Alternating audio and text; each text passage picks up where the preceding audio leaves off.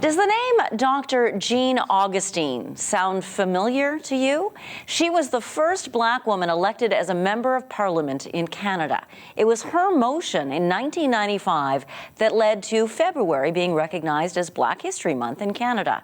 Duane D.O. Gibson is a Canadian rapper who thinks every Canadian should know the names of Dr. Augustine and other great Black Canadians.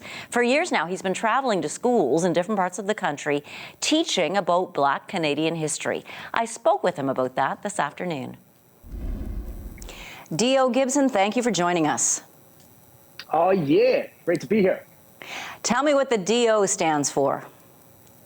D.O. stands for Defy the Odds, because my first rap name was D.O.G. As a homage to Snoop Dogg, but I really realized I wanted my name to mean something. I think as an artist, especially a rapper, you want your name to mean something and to stand for something. So especially because I do so many school presentations, Defy the Odds is something that every kid can relate to, every adult as well, that we're all just trying to defy the odds. Why is it that you started doing these school tours? What are you so passionate about? I come from a family of educators. So people always thought I was going to go into teaching. I went to university and graduated with an English degree, but I had the opportunity to come into a few different classrooms of friends that were teachers, and I just really connected well with students. And I realized that hip hop is a great tool to educate youth. So I've had a blast going to over 3,000 schools nowadays and being able to talk hip hop, but being able to deliver a solid message as well. Which is what? Well, it's to defy the odds, it's to stay driven and persevere. And then I focus on three things. I focus on anti-bullying, on leadership, and then right now it's Black Canadian history. Why Black Canadian history? Why do you think it's important to teach our kids about Black Canadian history? I'm a sixth generation Black Canadian, but the thing for me is when I started going to the schools up until just a couple of years ago, I've been doing it for 20 years.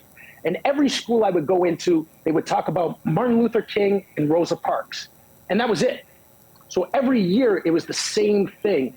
And I thought it was important to get across Canadian Black history.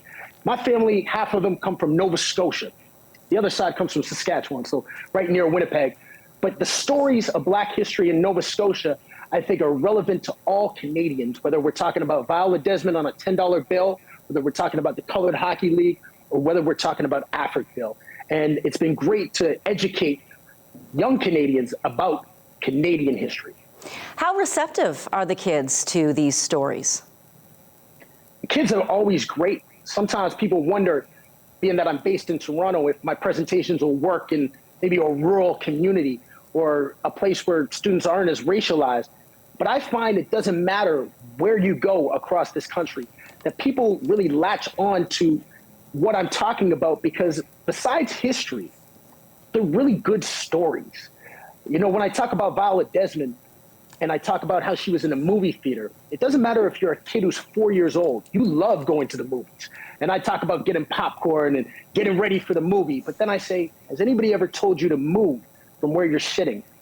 And to me, that's where it really sinks in, that that kid who might not know what segregation means can understand. I've never been to a movie and had somebody tell me to move. So I think it's really just kids are able to connect with those lessons. I watched a video of yours today for a song called One Woman Can Change the World. And there's a kid in that video, your daughter. What do you hope changes for her? Well, it was so much fun shooting that video because in the part of the video, she's holding up a picture of my grandmother. And to me, that shows the different generations.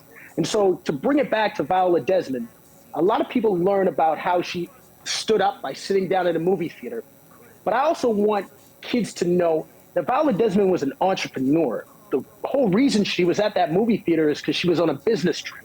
She was refused being able to go to school to be a beautician in Halifax. So she had to go to school in New York City under the first Black female millionaire, Madam C.J. Walker. So I want my daughter to learn that people in the past, whether it's my aunts or grandmother or cousins, have helped pave the way for her to achieve her dreams and be anything she wants to be.